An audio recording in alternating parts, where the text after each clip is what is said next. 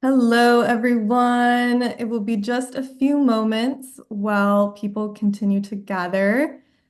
As we're waiting for more folks to join, I invite you to answer the icebreaker questions that you'll see pop up on your screen. And if you're feeling up for it, I also invite you to share your video so that we can all see each other today. Ooh, lots of good answers in this poll already. Taking action is our top ranked pick right now. It's a great pick. Made even easier with the Climate Action Now app.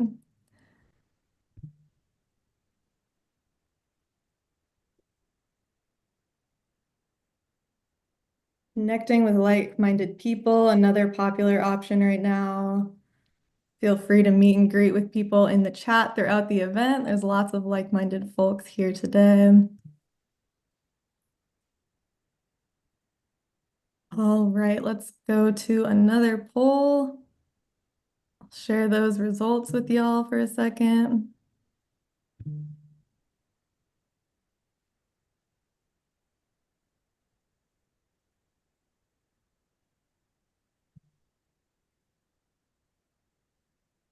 All right, let's see. Kaylee, if you don't mind launching that second poll, I seem to be having a slight technical issue with that.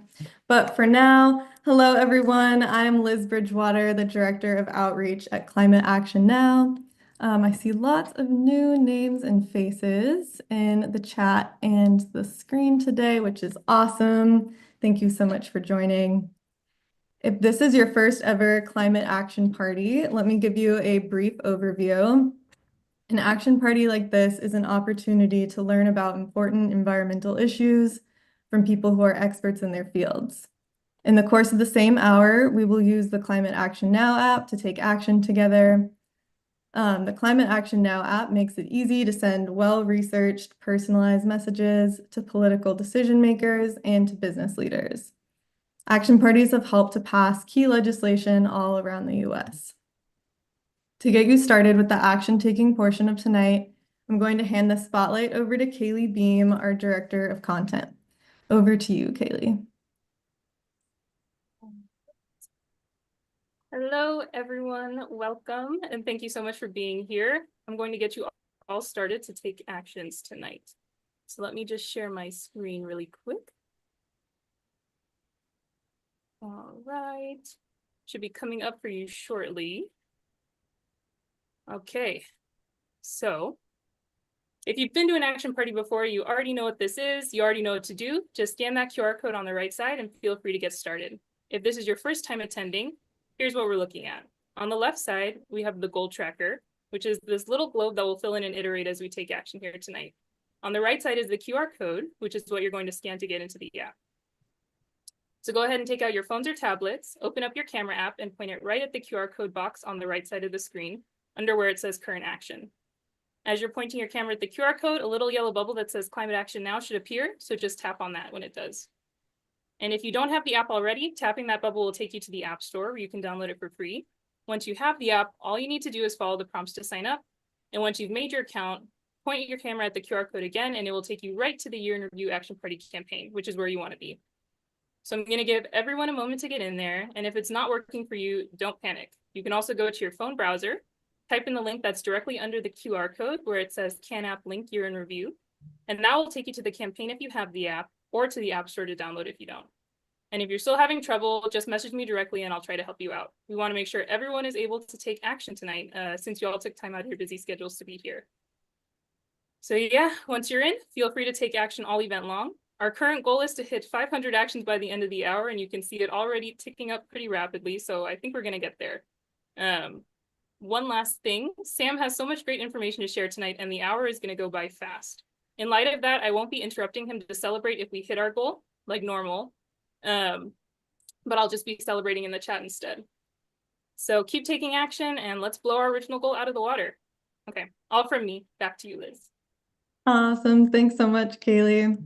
I'm really grateful that everyone is here tonight because even though the news has been pretty tough to read lately, there really is still a lot of hopeful information about the climate out there people just don't hear enough about it. So thank you for joining us tonight to learn more about this hopeful and positive climate information. You're going to be hearing straight from Sam Matey, the editor-in-chief at Climate Action Now.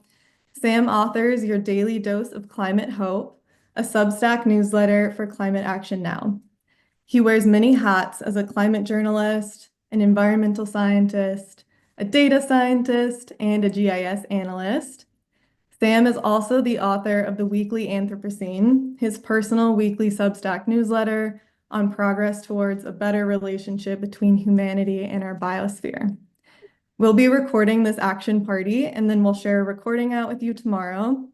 Throughout the event, please drop any questions you have into the chat for Sam, and he will work on answering some of those at the end of his talk. With no further ado, over to you, Sam.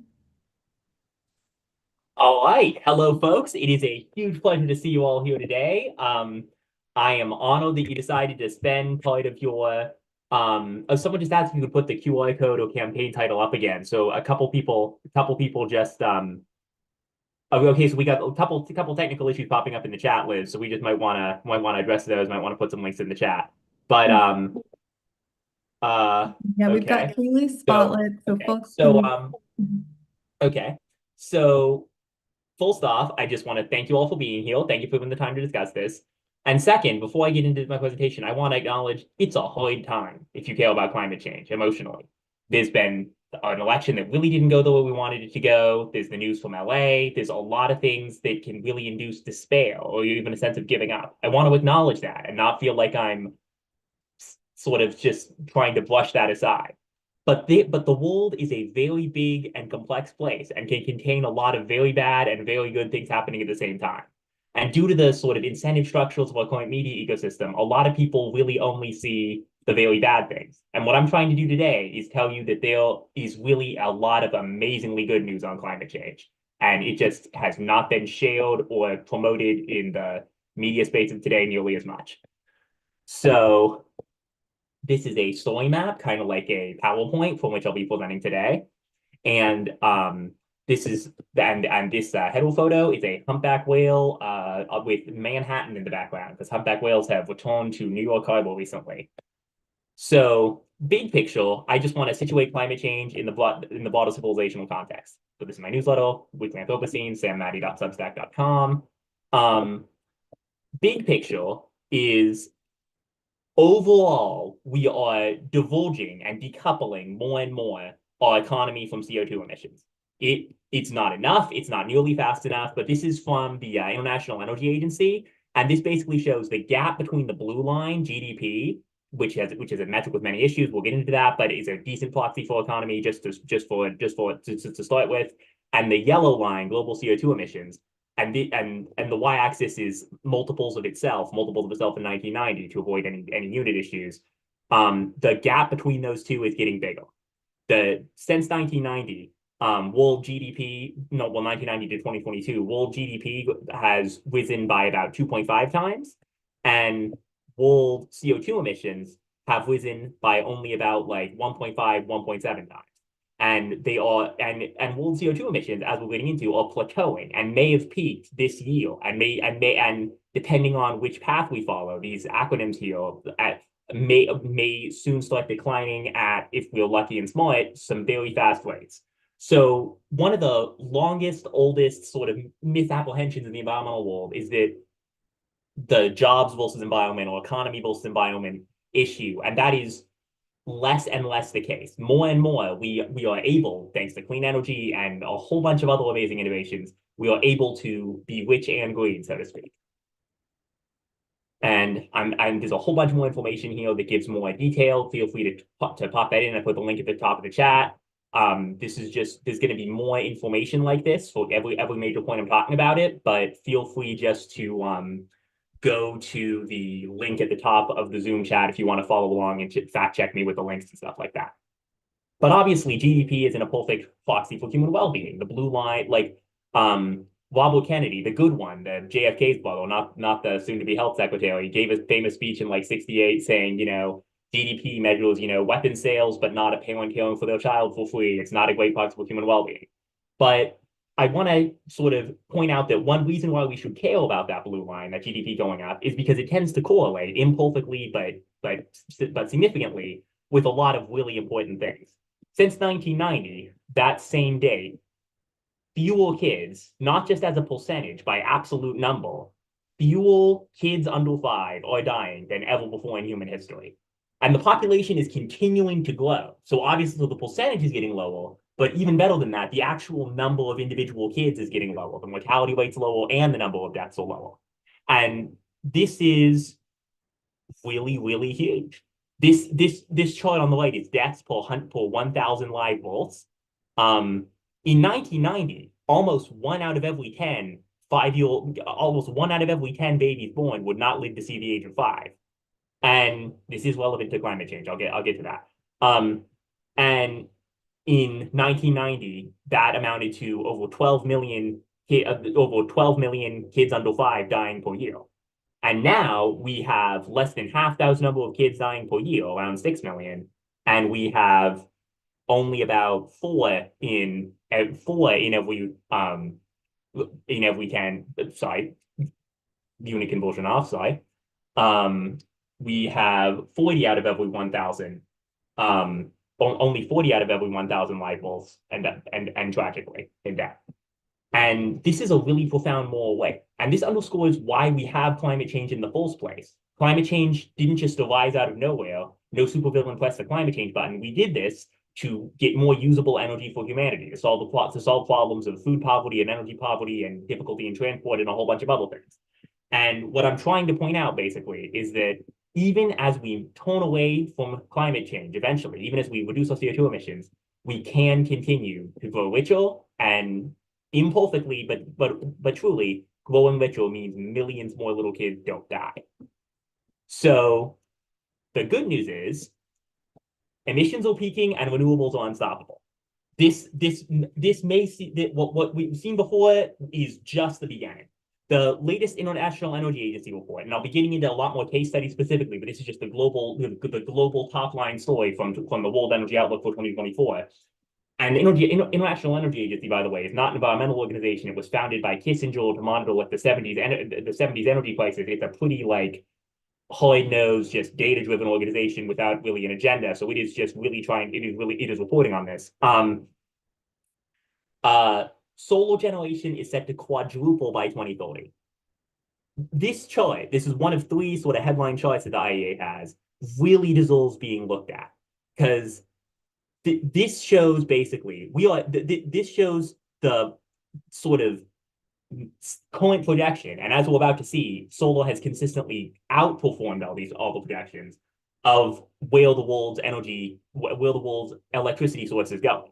Historically, we've had coal as the world's predominant electricity source. In many countries, that's no longer the case. Britain just got rid of its last coal plant this year. The U.S. is seeing lower use of coal than ever before in our electric using history. But the IEA estimates that solar will become the world's largest source of electricity by 2033, and very possibly earlier because it has consistently outperformed expectations. And by about 2050, we'll still be burning coal, but a hell of a lot less than we have been, and solar will be by a country mile the leading energy source in the world. And this is a projection, but if you look at the x-axis, solar has already grown massively on that chart, and we will be looking at some of the effects that it's already had. So summarizing this, yeah. So this is the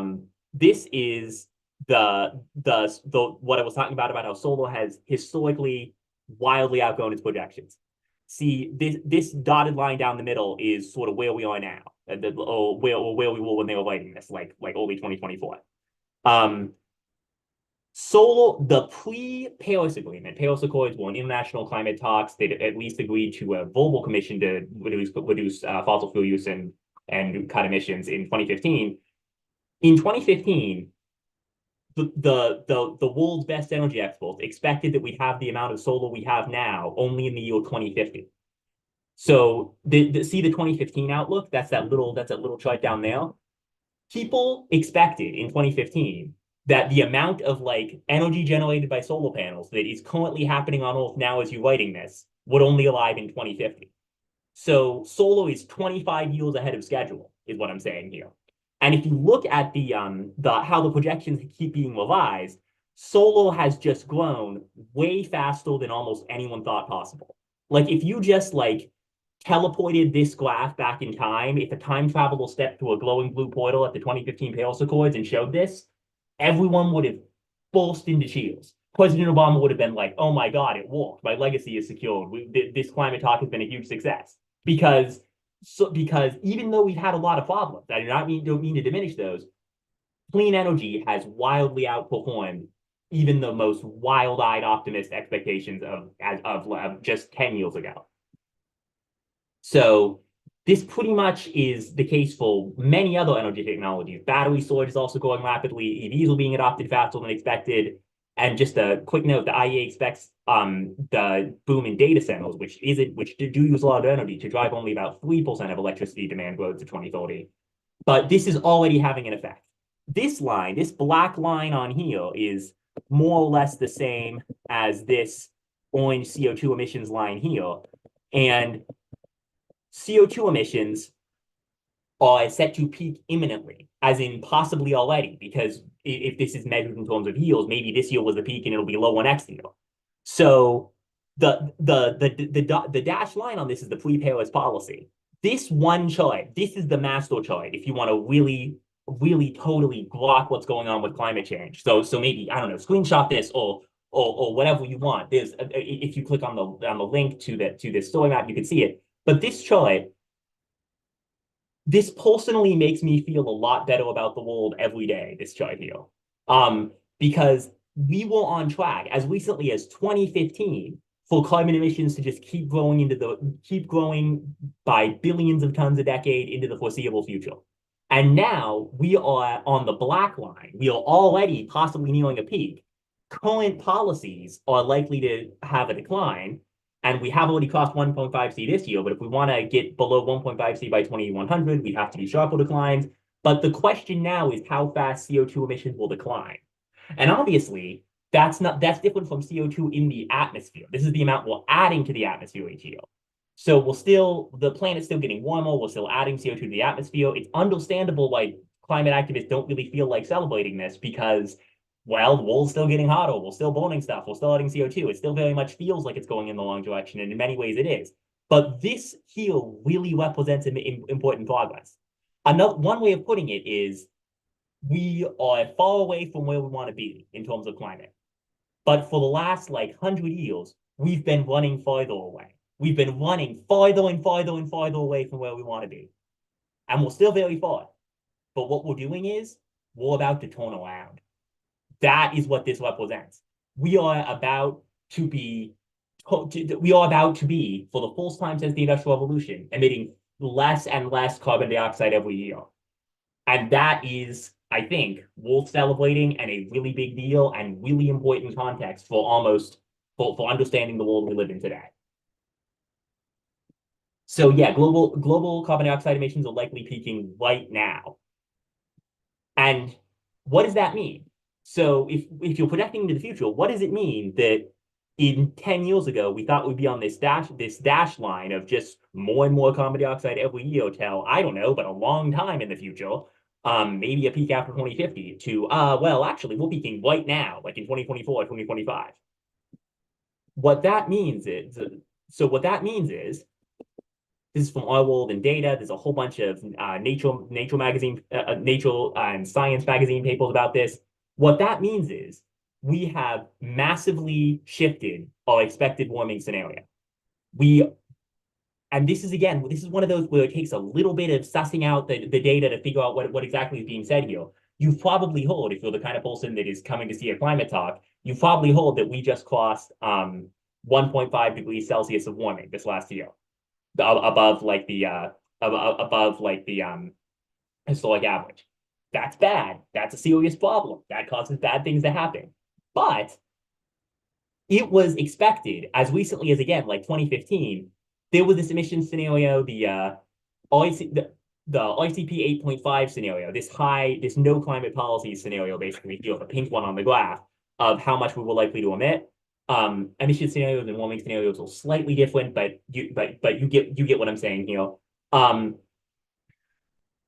It was expected that we might be as high as like 4 degrees Celsius and change by 2100. And now we're on the orange path. We thought we'd be between 10 years ago, we thought that we would be between 4 and 5 degrees Celsius by 2100. And now it looks like we're going to be between 2 and 3 degrees Celsius by 2100. And I know that that might sound like good news. The doctor says you're only going to lose 1 of your limbs, not 3. But it is, in fact, a lot better. It is, in fact, a very big difference here that has happened thanks to this huge boom in clean energy and the peak in carbon emissions and the fact that America hasn't built a coal plant since 2013. And other countries have had similar track records. It is, in fact, a very, very big shift that has happened here. And it's hard to celebrate like avoided future damage because you're looking at the current damage that we have right now with just 1.5 degrees Celsius. But it does look like we've avoided a lot of future damage. And we are also pretty much off the green path. Like we are not cutting emissions fast enough to stay below 1.5 Celsius. We're at 1.5 Celsius. We're probably not going to magically cut everything to 0 in the next 5 years. So we've kind of missed the best case scenario. You've probably heard about that. But we've also pretty decisively avoided the worst case scenario, the one where we burn coal for the rest of the century and use that to power demand growth. So we are in this middle path, this orange path here. The blue path, if everyone does what they say they will, which I would not particularly believe, but technology might get us there anyway. So this is a meaningful improvement here that has happened in the last 10 years. I call this the victory that dares not speak its name, because no one's incentivized to talk about this. Environmental groups are like, well, it's kind of difficult to explain, and also we want to point out, hey, we have problems right here now, solve them. And, you know, people who want to deny that climate change is an issue don't want to say, well, it could have been really extremely catastrophic climate change, and now it's only very bad and serious climate change. You know, no one's incentivized to talk about this, but it is, in fact, a big win. The work that many of you have been doing and many other millions of people on the world have been doing has not been in vain. We have made progress here. And again, like 2 to 3 degrees Celsius of warming by 2100 is still a really, really, really big deal. Like, you got to keep multiple sort of things in our heads at the moment here. Like, things are bad, things could be much better, things could be much worse. Over 2 degrees Celsius by 2100 is bad and serious and will cause problems, but it is a whole lot better than over 4 degrees Celsius. So yeah, this is, you know, some of the warming statistics that you've probably seen. And this is just a quote from Dr. Catherine Hayhoe, who I interviewed on my Substack recently. This is on her Substack. 10 years ago, the world was on a pathway to warm by up to 5 degrees Celsius by the end of the century. That's 10 years ago, like 2015 or 2014, 2014. Today, thanks to policies enacted since the Paris Agreement was signed, current policies, and as we'll get to, this is not just like politicians' promises, but hard-nosed economics we're talking about here. Solar is now the cheapest source of electricity in human history. Current policies will limit warming to 2.7 degrees Celsius, and this number could fall even further with more aggressive climate action. It's still not enough to avoid dangerous levels of change, but every bit of warming matters. There are very real and quantifiable benefits here. So why did this happen? Why did we have this really big change over the next 10 years that might turn into a really, really, really big change over the 10 years after that? Clean energy got cheap really fast. The way I put this is, and then a miracle occurred. And then we got really astonishingly good technological improvements in solar panels especially, and also wind and batteries and a bunch of stuff between about 2010 and 2020 and ongoing to now. So this is a chart from our world in data, and it's from 2009 to 2019, and it's showing levelized costs of energy, the cost of building the power plant itself, and ongoing costs for fuel and other things. And that might underestimate the value of renewables for some reasons, but the price of solar by this metric declined by 89%, from basically way more expensive than anything else to cheaper than anything else. And since about 2020, solar has been by far the cheapest source of electricity in the world. And it's just getting cheaper every year. And so there's a lot of incumbent power to the fossil fuel industry. Subsidies, this chart does not count subsidies, long-lasting contracts, political reasons to appease like mining and refining constituencies. There's a bunch of reasons why people might still want to build fossil fuel plants, but pretty much anywhere in the world, it is in fact cheaper, again, not counting subsidies, to build a solar plant. And as we're going to see, that is what's been happening. This chart is not tracking cumulative solar capacity added. These dots aren't like stacking on top of the other dots. This is new capacity added each year. So like there was the 2024 dots worth added in 2024, and then a whole nother stack up to the top dot worth added the next year. So the predictions have been that solar growth will keep leveling out. These orange lines simplify a whole bunch of predictions made by clean energy experts. And what has actually happened is that solar has just continued to grow wildly, wildly fast. From the mid-1970s to the early 2020s, cumulative shipments of photovoltaic, solar cells, solar panels increased by a factor of 1 million, 20 doubling, and time prices dropped by a factor of 500. So installed solar energy capacity, the graph looks like this. The amount of solar in the world, this is cumulative, has just kept going up. And as you can see, when it's broken down by country, China is accounting for a big part of that. And other technologies are following. This is global battery sales by sector from the Rocky Mountain Institute. Blue is passenger EVs. Yellow is stationary storage, grid scale storage. What's keeping the electrons from these solar panels stored so that it can keep the lights on at night. The way battery technology and sales are going, renewable energy intermittency, the kind of fabled bogeyman of, well, what do you do when the sun's not shining and the wind's not blowing, is basically a solved problem. The answer is batteries. Batteries. Batteries and to a lesser extent transmission lines, if you can get the permits for that. You store the power from when the sun is shining and the wind is blowing, and you have a whole bunch of batteries powering the grid the rest of the time. And you can also have options for clean baseload power and transmission lines to other areas. There's a whole bunch of fascinating stuff, but sort of the go-to answer is going to be batteries. Yeah, so again, lots and lots of clean energy technologies are just going up like crazy, hitting exponential growth in the early 2020s. And this is in 2022. It's gotten a lot better since then. So this is, again, slightly outdated chart, but this is net capacity additions across a bunch of technologies going up. And I'm going to be speeding up a bit because we have a lot of ground to cover and there's a limited amount of time. However much, basically the net point here is however much clean energy you think is being built, it's a lot more than that. This has happened really fast, and a lot of it's happened in countries that have not really been well covered by the English-speaking media. So it hasn't really gotten nearly as much attention as it deserves. But this is a really big deal. The multidimensional civilization-wide wicked problem of climate change is finally up against the wicked solution of a solar technological revolution, a constantly improving source of ultra-cheap, ultra-clean energy that's only at the beginning of its potential. I truly believe, based on this data, that we can run human civilization entirely on clean electrons, stabilize the atmosphere, prevent future emissions and warming, and revitalize Earth's biosphere in our lifetime. So why is all this happening? That's the top line graphs. That's the global lines on a chart. What is actually looking like on the ground? Well, the one word answer for why we're building so much renewables is China.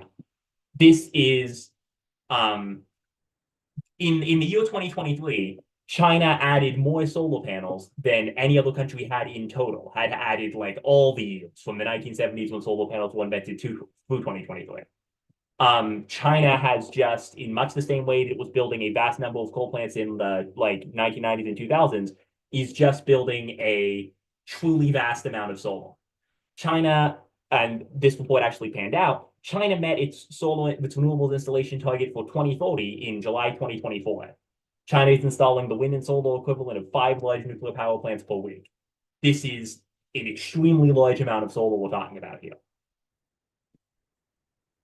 Oh, there should be more slides. Okay, yeah, there we go. Okay. Okay, yeah, okay. So, yeah, okay. Okay. So yeah, Chinese wind and solar growth continues to break records. This is 1 year. This is not multiple years. So this is the amount of solar built in China in each of the years of this line. And so it was like 200 gigawatt, like it was over 40 gigawatts of solar built in China in 2021, over 80 gigawatts built in 2022, over 200 built in 2023, and then in 2024, I think it panned out at like 250, something like that. It is hard for data scientists to make the charts fast enough to keep up with how fast China is building solar. If an alien like Vulcan spaceship was building off, they'd be like, wow, lots of solar panels going up there. This is really noticeable.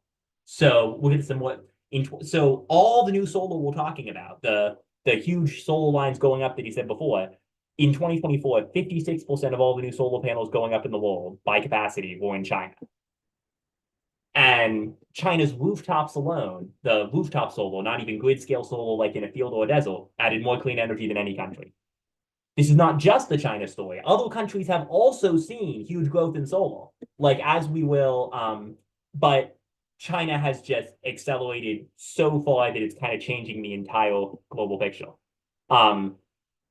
So this is a map of China's in the pipeline utility scale solar farms and utility scale wind farms. And although coal plants are also being built in China, China's also building most of the world's new coal plants. All these coal plants, some of these are being built for sort of domestic Chinese political reasons, like local Communist Party bosses trying to employ people or meet targets. And many Chinese coal plants are already loss-making, not making money.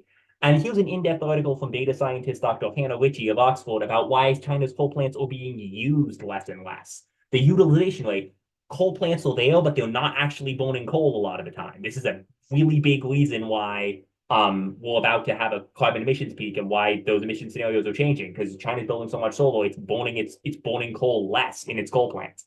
So coal fell to a record low 53% share of China's electricity in May 2024. Long way to go, but that's a really big improvement. And solar and wind together provided a record high 23%, up from 7% in 2016. And oh yeah, by the way, this is its whole own story. China's EV exports have increased 160-fold in just 5 years. And I am not trying to sound like I'm in the Xi Jinping fan club here. China has done awful things, horrible things, the oppression of the Uyghurs, the crushing of pro-democracy protests in Hong Kong, a whole bunch of awful, very bad, no good, terrible things. But again, the world can contain lots of very good and very bad things at the same time.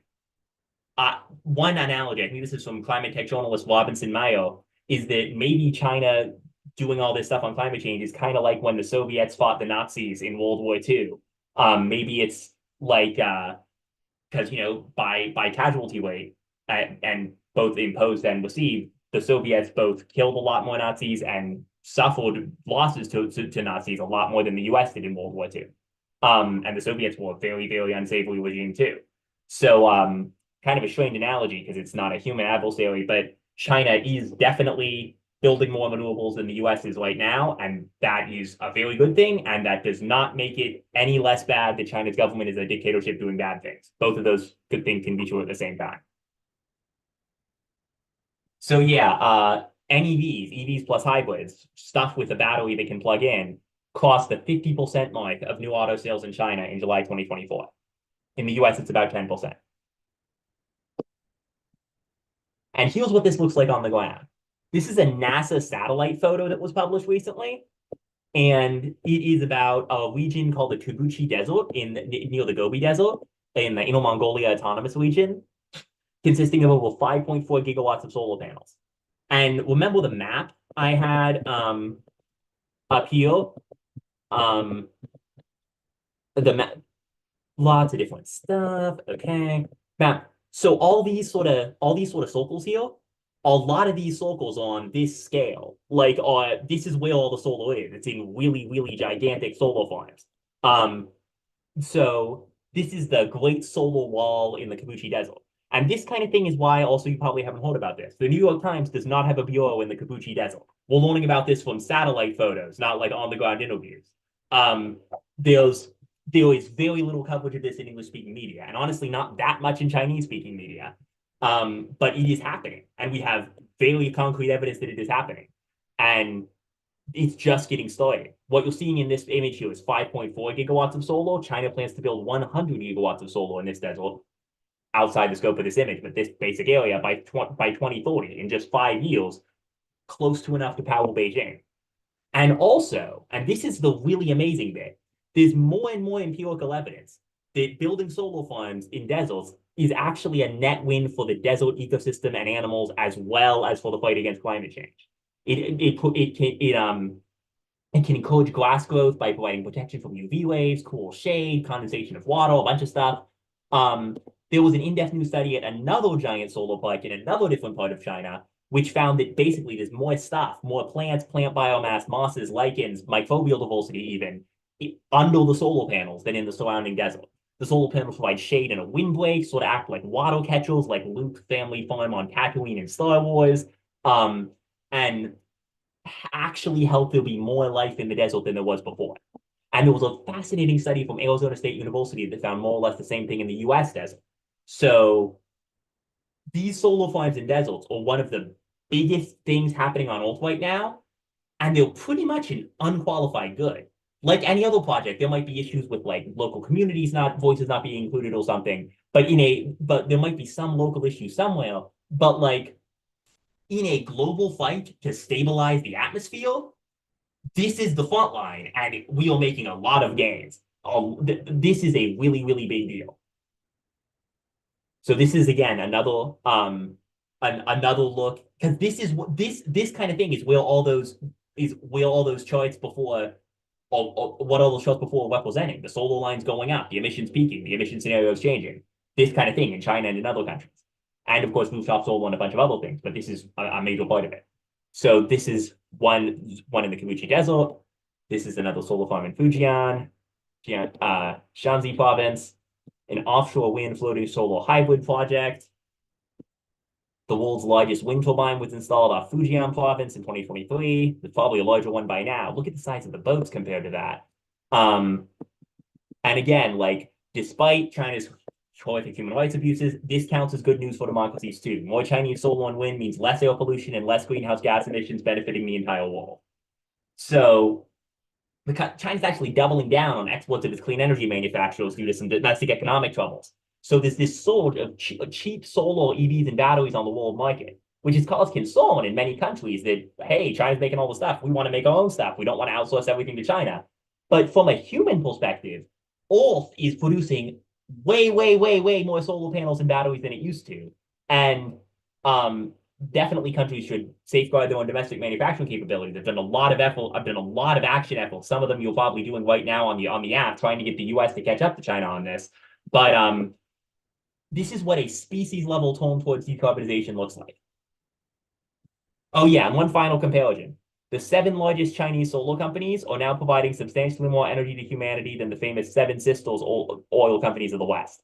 This is a slightly unusual method of calculation, counting that when the solar panels produced each year will provide energy for 2 decades. So if you count the entire lifespan of the solar panel manufactured each year, Chinese companies you've never heard of, and most people in China have never heard of, like Tongwei and Jinko and Xinti and Longyi and GCL Poly, are producing way more usable energy than Exxon, Chevron, and Shell. This is not a forecast. This is the world you live in right now.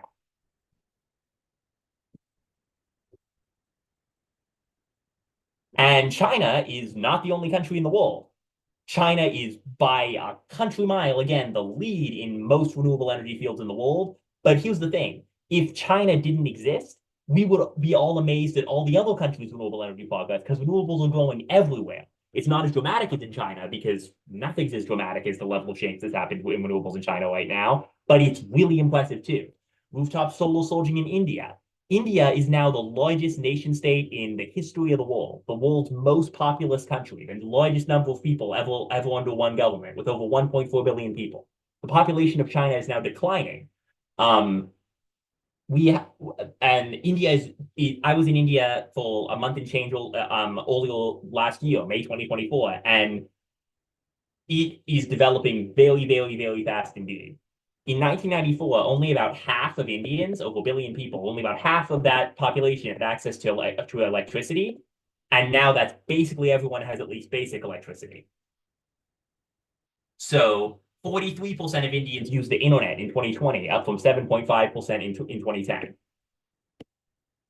And in 2000, over 79% of Indians, meaning like over like 800, 900 million people had no toilets, lacked access. And that was less than 17% in 2020. Hundreds of millions of people got toilets in those 2 decades. And that's just an illustration. But here's the key point. Here's why this isn't a climate talk. India's just getting started on its using lots of energy growth. It's like now where China was in 2000 or where the US was in like 1900. And India is mostly powering its lives on clean energy. 92% of new power plants, new electricity generating capacity added in India in 2022 was solar and wind. And again, India still burns too much coal, like China, but they are powering the future. The new stuff being built is overwhelmingly clean energy, and this is a really, really big deal. This is another NASA satellite image of a solar park in India. That is again really, really big. Renewables tend to eventually end up outcompeting coal on the grid due to the economics, as has happened in the US and is happening in China. India is also rapidly becoming a world leader in electric trains, with 100% of India's rail network now, I believe, is electrified. I'm just going to skip over this because we're running out of time, but I'm just going to whip through some other countries really fast to give you a sense that this renewables thing is a global big deal. Rooftop solar is booming in India, and in the U.S. is still second to China, but in renewables growth, but it is a strong second, and we have seen massive growth in renewable energy, thanks especially to President Biden. We could have fallen completely out of the race here, basically, but thanks to the Inflation Reduction Act, the U.S. is building more clean tech than ever before, and we are building our own amazing, like, atmosphere-saving, clean energy, electron-providing super sources. Okay, so zero carbon projects account for 97% of new electricity generating capacity forecast to come online in the US in 2024. And then when we got to the end of the year, it was 96%, like pretty much exactly what happened in the forecast. This is all the new sources of electricity generating of stuff that puts power in power lines that was built in the US last year. And no coal plant has been built in the US since 2013, so coal's not even on here. Solar accounted for 60%. Batteries, which are on this list because they can discharge power to the grid also, at 23%. Wind at 10%, fossil gas just at 4%, and nuclear, which is a lot better than detractors say it is, really surprisingly safe, much safer than fossil fuels, but not that economically viable these days, just 2%. So this is an example of what that looks like on the ground in the US. Note that desert vegetation was left in place for this one, the Gemini project in Nevada, which the Biden administration is endeavoring to sort of fine-tune the art of putting solar panels in deserts while not screwing up the desert ecosystem. And this last year, 2024, wind and solar have generated more electricity than coal in the United States for the first time ever, as coal plants continue to retire, and we're building all this wind and solar. And also clean energy manufacturing, where we're getting all this, is becoming more American too. We're not just buying all this stuff from China, which is what would happen if we didn't have the Inflation Reduction Act. US solar manufacturing has nearly quintupled, multiplied by 5 since the Inflation Reduction Act was signed in 2022. As I said recently, as an American, I get up every morning thankful for the Inflation Reduction Act, and I go to bed every night sleep thankful for the Inflation Reduction Act. This is the only reason we still have a clean energy manufacturing economy, this massive federal investment in clean energy, because this is the only reason we're still even sort of in the race with China. And we are, in fact, building a huge amount of battery, EV, solar, and wind factories in America, thanks to this Biden administration support. And it is helping fuel a domestic American solar manufacturing boom, including, incidentally, much of it in Republican states like Georgia and Texas, and a lot of solar installed in Texas. Construction spending by manufacturers in the US more than doubled just in the first year since the IRA was signed. Power sector impacts likely very, very substantial, likely much lower emissions, much more renewables. Tons of other awesome stuff. And again, decoupling. This is going back to that first graph. The US GDP continues to go up. The country continues to get richer. That drop there was the COVID drop. That other previous drop is global financial crisis. but emissions continue to decline. Like the US emissions have been declining for decades now, and it's still too much, obviously. It's still adding stuff to the atmosphere that's heating it up, but we are getting richer while getting greener. Solar power generation set to grow immensely again. Another example of what this looks like on the ground, a solar and battery combo. Those white boxes there, those are the grid scale batteries. That's the reason why solar power will be able to power the grid all the time, even at night. Those white boxes, batteries storing power. And again, that's oversimplification, tons of other great stuff like enhanced geothermal and a whole bunch of other awesome stuff in the world. But batteries are the perfect counterpart to solar here. So this, again, the slides are not quite lining up. Okay, yeah. In 2024, the entire European Union produced more electricity from wind and solar than from all fossil fuels combined. And again, remember, wind and solar overtook coal in the US this year. Wind and solar overtook coal, oil, and natural gas combined in the EU this year. EU emissions from the power sector have nearly halved since their peak in 2007. Again, this is a global story.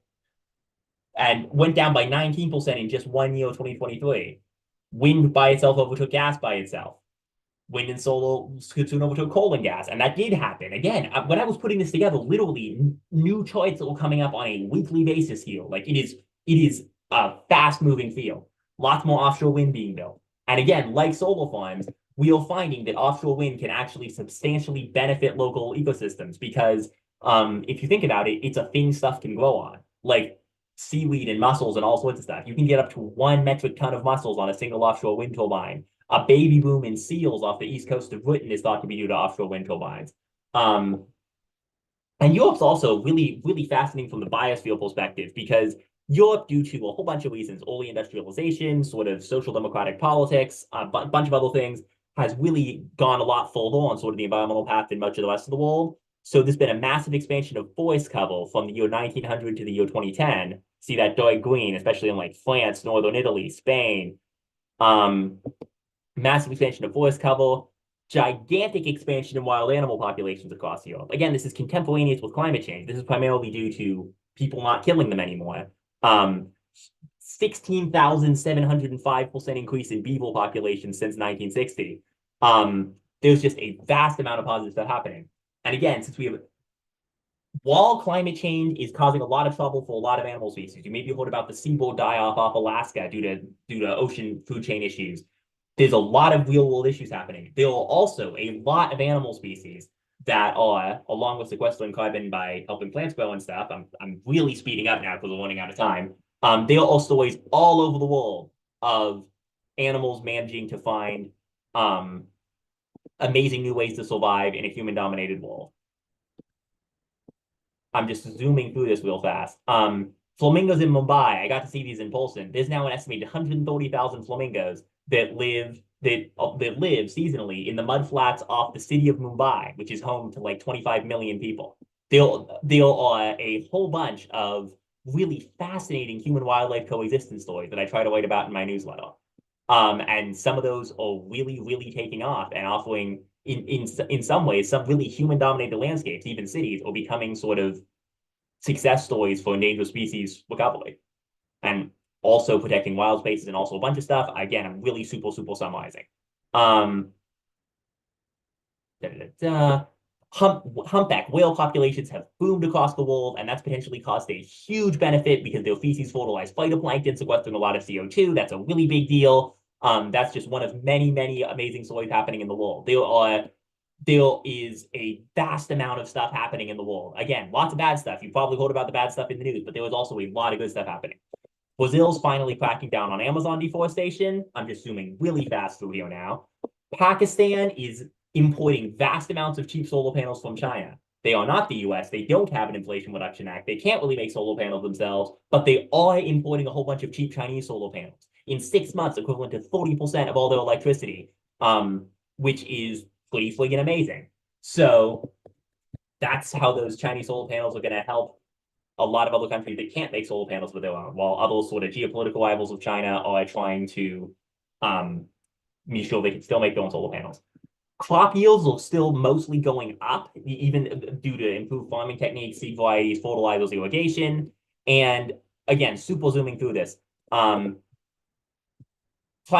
you personally are probably not going to starve to death due to climate change. A small peasant farmer in the Central African Republic might, and that could cause really, really horrible suffering to a lot of people in vulnerable situations. But global, and we should definitely try to fix that as much as we can. And that's why climate change is so important in large part. But globally, there will probably be enough of major grains produced to feed most people in the world under the current sort of medium climate warming scenarios, which is, cold comfort. Like some things like olives and chocolate and coffee might have really serious climate issues, but there will probably be enough major staples produced that everyone doesn't starve, which I know is a lot like saying you will keep your legs, but that was not a given 30 years ago. Again, so this is how crops might move. Just gonna zip through this real fast. Lots and lots of amazing stuff happening in terms of innovation in food production. Short crops are the less likely to get blown over in windstorms like the one that happened in Iowa, precision drone fertilization, microbial farming, which is freaking amazing, even some future stuff. And this is the one of a couple last notes I want to point out. We're getting better at stopping extreme weather from killing people. The LA fires were awful, probably billions and billions of dollars in damages, but only about 25 people died. Because in a world with smartphones, people can be told that bad stuff is coming in a way that was never before possible in human history. Even as the disasters are getting worse, even as the storms are bigger, the fires are hotter, fewer people are dying. And again, still bad, but that's important. When the Bola cyclone struck Bangladesh in 1970, 300,000 people died. And when a stronger storm than that, a bigger storm than the 1970 storm, struck in 2020, only 128 people died. Because now Bangladesh has smartphones and the world has weather satellites that can tell people on those smartphones that a hurricane is coming. So yeah, climate change is making the world more chaotic and dangerous in many ways, but human ingenuity, technological development, and community resilience can make them less deadly. And the final note I wanted to say, malaria vaccines. In addition to extreme weather and crop damage, mosquito-borne diseases are one of the major reasons people are worried that climate change is going to kill lots of people. Because in warmer and wetter climates, more mosquitoes, and maybe more people will die of diseases like malaria. But we are seeing fewer and fewer people dying of diseases like malaria due to standard public health measures, which has been amazing, and also malaria vaccines, which are the best thing happening in the world right now, and arguably the single most important thing in human history by some definitions. Malaria vaccines that you can trigger a child's immune system to fight off the malaria parasite before they actually get infected in real life is likely going to save millions of people in the world. Malaria and stuff like it was one of the major reasons why we were worried about climate change is killing people, and now we have malaria vaccines. It is astonishing that this doesn't have a reserved space on the front page of every newspaper in the world just to talk about the malaria vaccine news.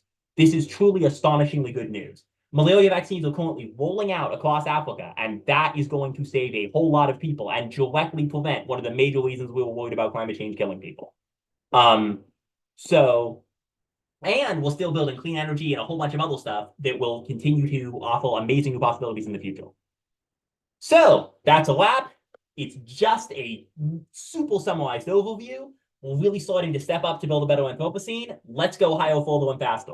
Good stuff is happening in the world. We need to accelerate it. I know I have run over my time, and my apologies. So thank you for listening. Thank you All so right. much.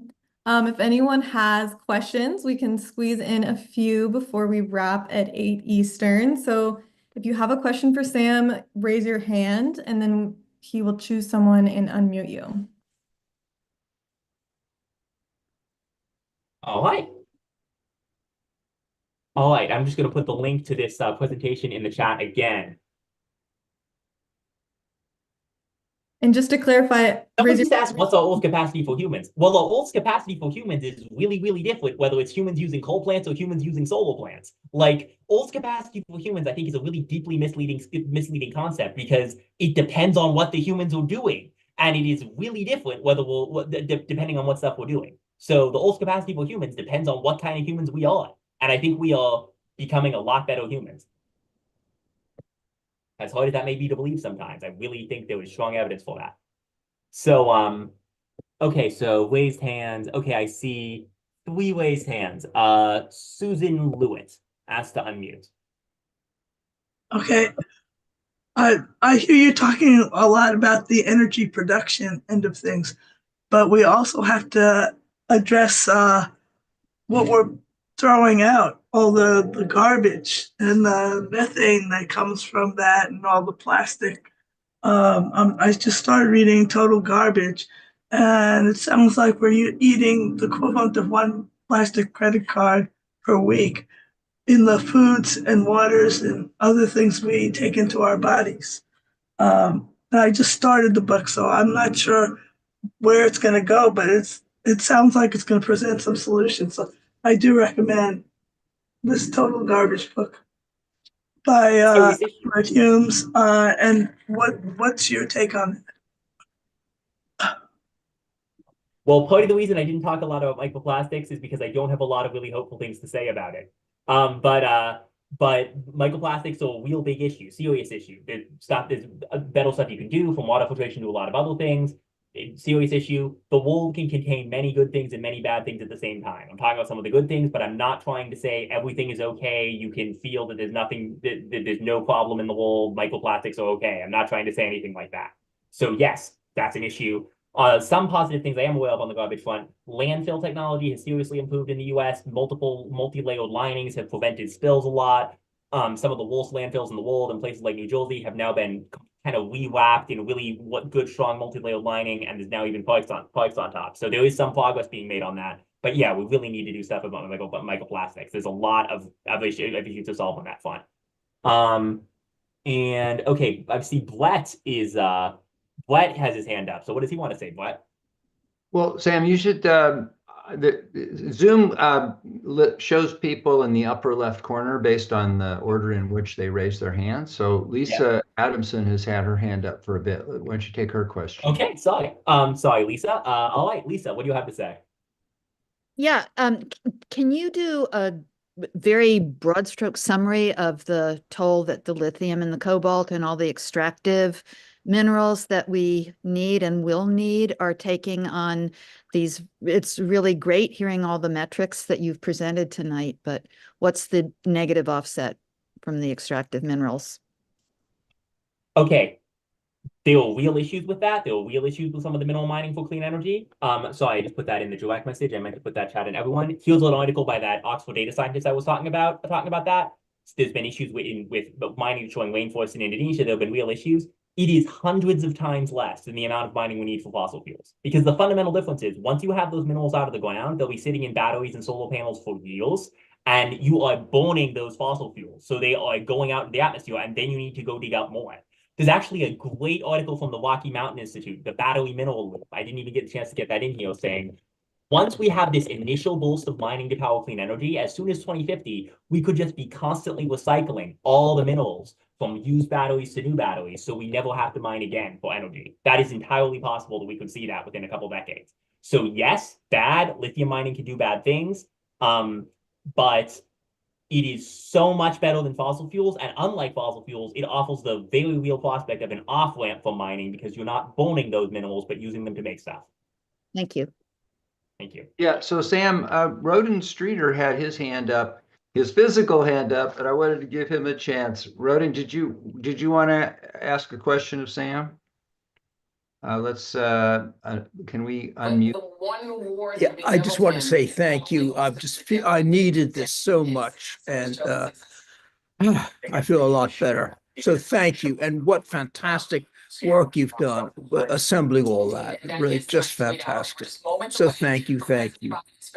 Sam, you're muted, but that was a wonderful comment, I think, for us to wrap up on.